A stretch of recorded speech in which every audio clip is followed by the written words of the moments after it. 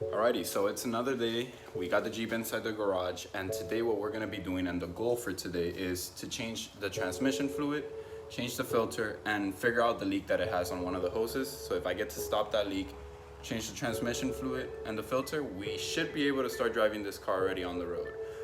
So let's go ahead and do that, and I'll show you guys. I have to drop the whole entire pan because it doesn't have a drain bolt. So we'll drop the pan, remove the filter, go get the new filter and fluid. ATF4 is what it takes. And then after that, we should be good to drive this car finally. One of the first things that I wanted to know was where it was leaking from, because as you can see, it is leaking. And I think I'm gonna be lucky. This is gonna be very simple. It's leaking through the hose, but I think that this clamp is just not putting enough force, and it's causing because I mean, I could spin this super easily and I could probably remove this off. So what I'm thinking in doing is getting one of the clamps that you could twist like this. I'm gonna do that and then tighten this up so it doesn't leak anymore. Alrighty, so to remove the transmission pan is pretty simple. There's 14 bolts that go all the way around the whole transmission pan. So I'm gonna go ahead and remove all the bolts. It is a 13 mil socket, so I'm just gonna go ahead and remove that with an extension. Once I remove them all, I'm gonna remove it. I'm gonna loosen all of the ones on this side, and then I'm gonna kind of let a couple of screws on this side so the pan could tilt and the fluid could fall on the pan, because like I said, there is no drain bolt. So I'm gonna go ahead and do that. It's gonna be really hard to record, but you kind of get the point. Loosen all the bolts, leave some on this side so the pan could tilt to one side, let the fluid fall a little bit, and then I'll kind of hold the pan and then drop it completely and get all the fluid out. So as I was mentioning before, as you can see, I basically loosened up all the ones on the right side. I'm letting it kind of leak out right now into the pan, so that way, you know, there could be less of a mess. Then I'm gonna slowly start removing all the ones around, and all the fluid should fall to the side. I'm not sure why they wouldn't put a drain bolt on a transmission pan, but they do sell it with a drain bolt if you do want to go that route to make your life easier later on. Okay, so transmission pan is out. This is what it looks like once you remove the transmission pan. You still have this filter, which has two T25, if I'm not mistaken. I still haven't tried it. You gotta remove these T25s, the two of them. You remove this filter, and this filter is also gonna have transmission fluid. Pour it in the pan right here, and then you should be good to go to replace it. So brand new filter, put in the new gasket of the pan, tighten up all the bolts, which I'm gonna get the torque specs as soon as I'm gonna do that. And then that's it pretty much. I mean, just fill it up and make sure you run it and you check your fluids. So let's go ahead and do that now. You need to make sure that you clean the surface area around the actual transmission. I cleaned it with brake cleaner and a microfiber towel. Just cleaned all the air, all the surface around to make sure that it's clean and free of debris. So when you put in the gasket, you make sure that you have a good seal. So I already did that. Now we need to go ahead and clean the pan out. And after I clean the pan, it's just install. All right, so pan is completely clean inside and outside. As you can see, the pan on the inside completely clean. Like I said, I used brake cleaner, cleaned the surface out. I used degreaser at first to make sure I get it had like a lot of gunk around the gasket itself. So I used degreaser. Once I used degreaser, I wanted to make sure I didn't have no degreaser on the pan itself, so it didn't get contaminated with the fluid. So I used brake cleaner and cleaned everything out with brake cleaner. So now that this is ready, this is the part number for the filter that I got. I got the filter and the new gasket, so let me show you guys that real quick.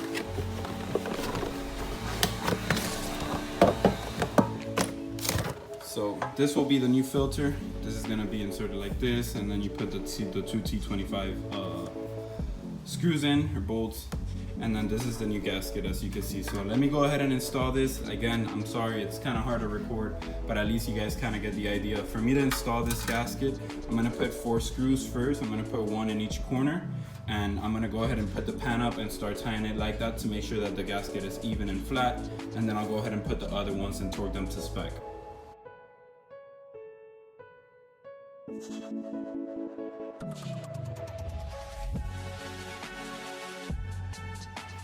All right, so everything's ready basically to be put back on, to be put on the transmission. What I end up doing is I realized that the gasket, the holes are a little bit smaller than the actual bolts, so the gasket actually holds the bolts. So I did a couple around, and now literally I'm just gonna put it up, tighten them, and then put the other ones as we go. So the pan's completely back on. As you can see, all bolted up and everything. I did it by feeling. I didn't want to take out a torque wrench. I feel like since it is a rubber gasket, as soon as you start seeing it squeeze out, you could do it by feeling. So I did it by feeling, but if you do want to, you could torque it down. So now that the pan's done, all we have to do is figure out the leak that I'm getting on this hose right here.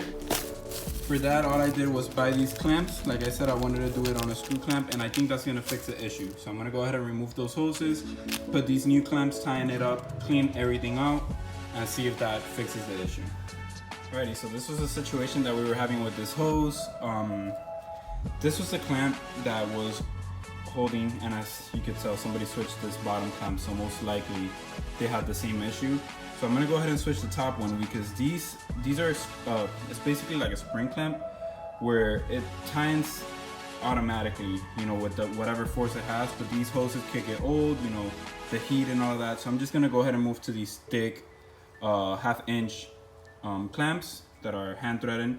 So I'm gonna go ahead and put them, and this should fix the issue. I hope that this is the issue. You know, if this is the issue, then we are golden, and we bought a really good deal actually, because this was the main purpose that, you know, the price went down. I saw the transmission fluid leak, and I told them, hey, you know, your transmission is leaking, not mentioning what the problem is. But if I just had to change a clamp, literally this cost me like $1, so $1 fix, and then brand new fluid. All the fluid and the filter, by the way, is it was $32. That puts us at $82 spent in the car. So right now we're at $1,582. That's super good, because that means that we have $400 to put into this car. So we'll figure it out. Maybe new headlights, maybe I'll polish them, I don't know. You know, new things. Alrighty, so I actually look like I'm doing something. So transmission's basically the transmission pan, fluid pan is already installed, everything's done. Fix that hose. Now all we need to do is basically fill in the transmission. I'm gonna start with 4 quarts, fill it up, and see where that puts me at. Gonna check the cold side, and then after, drive it, put it in gear several times or whatever, and see if I have to add more or add less. It does take 6 quarts, but you do have to remember that the transmission might have still fluid still in the converter, and even on the hoses that cool down the fluid and everything that goes to the radiator. That also may have fluid in it, so you don't want to put 6 quarts without even taking a look at it, because if you do overfill, that could cause problems, could cause bubbling air inside of it, and you just don't want to do that, because, you know, you already got all the way over here. Might as well try to make, you know, do it right and have a smooth transmission. So let's go ahead, put 4 quarts and see where we're at.